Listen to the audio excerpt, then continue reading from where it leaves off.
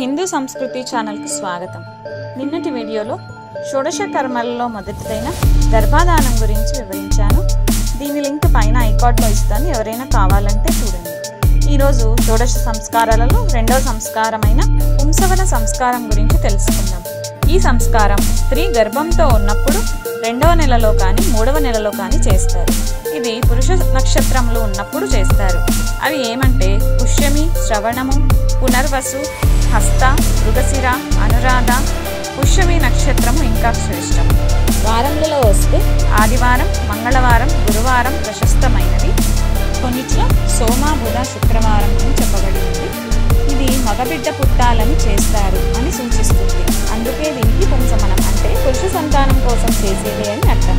కానీ ఇది మగ శిశువే పుట్టాలని కాకుండా ఆడ శిశువు ఎవరైనా కానీ ఆరోగ్యంగా పుట్టాలని లేదా గర్భస్రావం జరగకుండా ఉండాలని. ముఖ్యంగా దీని ఉద్దేశం పుట్టబోయే పిల్లవాడు దీర్ఘాయువుతో బలంగా ఆరోగ్యంగా ఉండాలని ఈ సంస్కారాన్ని చేస్తారు. భాగవతం వంటి పురాణాల్లో కూడా ఈ సంస్కారాల గురించి వివరణలు ఉన్నాయి అని చెప్తారు. ఇది భార్యాభర్తలు ఇద్దరు కలిసి చేసే కార్యక్రమం. ఇందులో గణపతి పూజ, పుణ్యావాచన చేసి హోమం కూడా చేస్తారు. దీని మంత్రాల అర్థం పుట్టబోయే శిశువు అలాగే గర్భంతో ఉండే స్త్రీ కూడా ఆరోగ్యంగా, మానసికంగా కూడా దృఢంగా ఉండాలని చేస్తారు. ఇందులో ముఖ్యమైన భాగం ఏంటంటే మరిగుడలు, పిట్టతీగ, రావి చిగుళ్ళు ఈ 3 కలిపి రసంలా చేసి మగపిల్లవాడు కావాలంటే కుడి ముక్కు రంధ్రంలో, ఆడపిల్ల కావాలంటే ఎడమ ముక్కు రంధ్రంలో వేస్తారు. ఇది వేయడం ద్వారా గర్భంలో ఉండే మలినాలన్నీ తొలగిపోయి శిశువు ఆరోగ్యంగా పెరుగుతాడని వేస్తారు.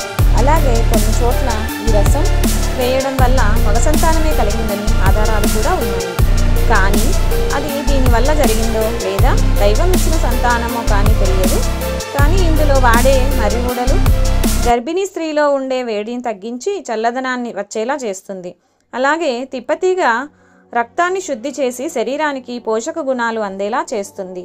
ఇందులో వాడే రావిచిగుళ్ళ రసం కూడా శక్తిని ఇస్తుందని, అలాగే శరీరంలో ఉన్న తేమను సమతుల్యం చేస్తుందని వాడుతారు. అయితే సంస్కృతిలో ఈ విధానాలు కుటుంబ పెద్దల అనుభవాల ద్వారా బయటికి వచ్చాయి. ఇవి ఇవ్వడానికి ముందుగా ఆయుర్వేద నిపుణుడి సలహా తీసుకోవడం మంచిది. కానీ ఇవన్నీ చేయడం ద్వారా గర్భంతో ఉండే స్త్రీకి మనసు అలాగే శరీరం కూడా ప్రశాంతంగా ఉంటుంది.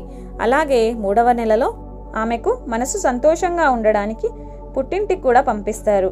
పుట్టింటికి 3వ నెలలో పోవడానికి ఏ తిథులు మంచివి అంటే పాడ్యమి, విదియ, తదియ, పంచమి, సప్తమి, దశమి, అలాగే పౌర్ణిమ ముందు త్రయోదశి ఇవన్నీ పనికొస్తాయి. పుట్టింటికి వెళ్ళాక 3 రోజులు కానీ 5 రోజులు కానీ నిద్ర చేసి రావచ్చు. అలాగే పుట్టింటి వారు వారికి చల్లదనం కోసం చలిపిండి, అలాగే అమ్మాయికి చీర, జాకెట్ ఇచ్చి పంపిస్తారు. మీకు ఈ వీడియో ఉపయోగపడితే దయచేసి లైక్ చేయండి. మరిన్ని మన సాంప్రదాయాల వీడియోల కోసం సబ్స్క్రైబ్ చేసుకోండి.